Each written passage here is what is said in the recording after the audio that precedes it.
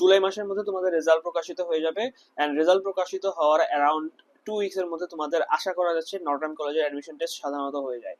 তার মানে তোমরা মোরালেস হাইয়েস্ট গেলে 1 মাসের মতো সময় পাবা। এই 1 মাসের মধ্যে লাস্ট ডিচ প্রিপারেশন কিভাবে নিবা তা নিয়ে আমরা কনস্ট্যান্টলি কথা বলতে থাকবো লাস্ট কয়েকদিন।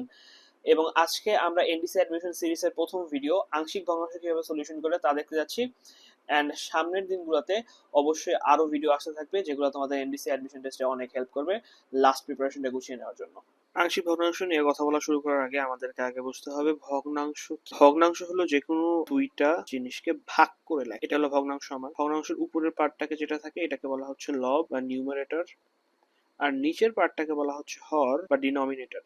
এখন ভগ্নাংশ তো বুঝলাম আমি যে ভগ্নাংশ এইভাবে লেখা হচ্ছে, একটা দাগ দিয়ে উপরে লব থাকে নিচে হর থাকে, এটাকে বলা হচ্ছে ভগ্নাংশ, অর্থাৎ দুইটা সংখ্যাকে ভাগ আকারে লেখা। ভগ্নাংশ আবার দুই প্রকার, প্রকৃত ভগ্নাংশ এন্ড অপ্রকৃত ভগ্নাংশ। আংশিক ভগ্নাংশের মেইন কাজ অপ্রকৃত ভগ্নাংশকে প্রকৃত ভগ্নাংশে পরিণত করা, এটা হলো আমাদের আংশিক ভগ্নাংশের মেইন কাজ। আরো অনেকভাবে ডিফাইন করা যায় আংশিক ভগ্নাংশে, বাট আসল যে কথা এটা হচ্ছে আমাদের অপ্রকৃত ভগ্নাংশকে আমার প্রকৃত ভগ্নাংশে রূপান্তরিত করার যে প্রসেস ওইটাকে বলা হচ্ছে আংশিক ভগ্নাংশ।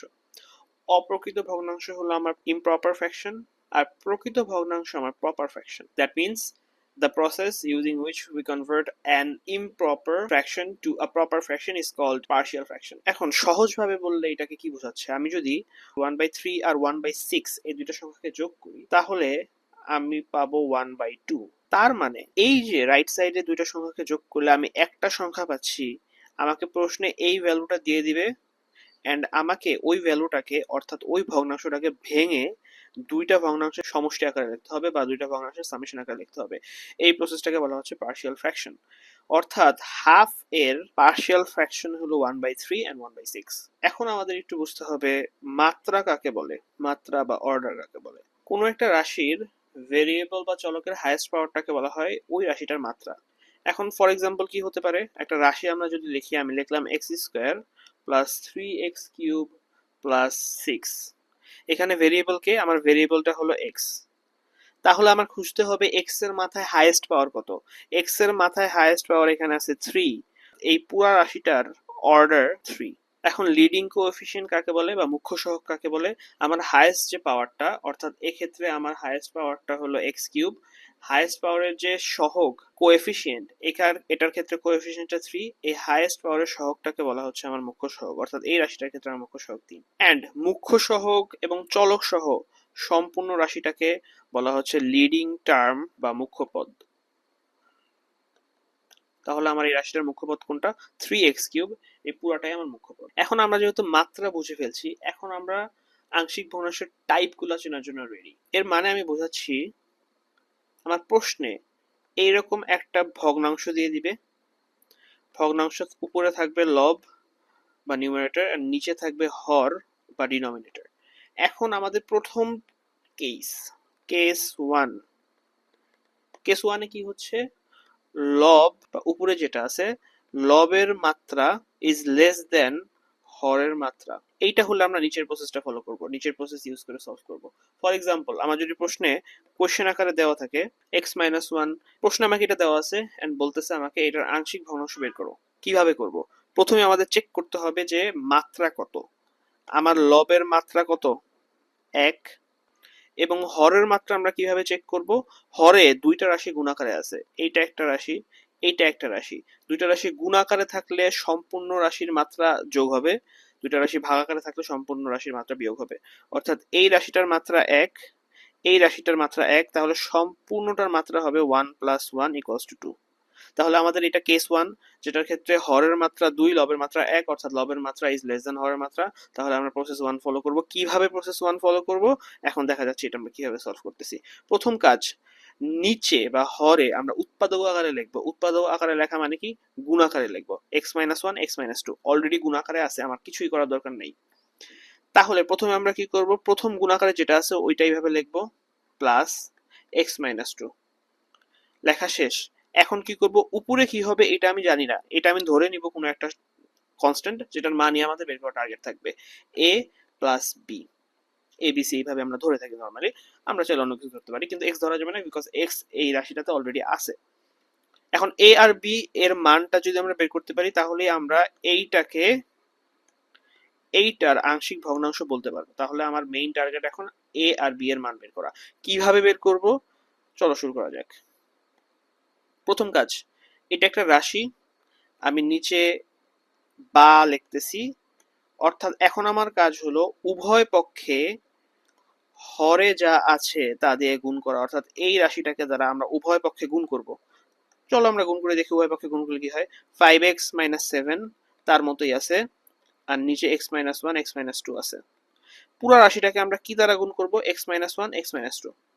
এখন একটা সাইডে গুণ দিলে কি হবে, নাকি দুইটা সাইডে গুণ দিতে হবে? আমার দুইটা সাইডে গুণ দিতে হবে, না হলে কিন্তু কাটাকাটি যাচ্ছে না। আমি শুধু শুধু একটা জিনিস হঠাৎ করে গুণ দিতে পারি না।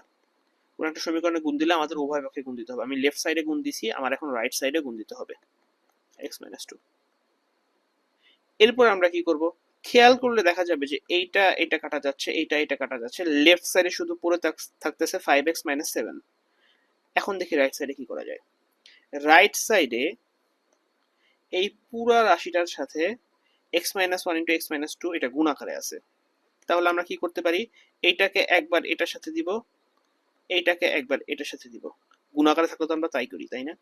তাহলে কি হবে, a ডিভাইডেড বাই x - 1, এটার সাথে চলে যাবে x - 1 * x - 2 plus b divided by x - 2, এটার সাথেও চলে যাবে x - 1 x - 2।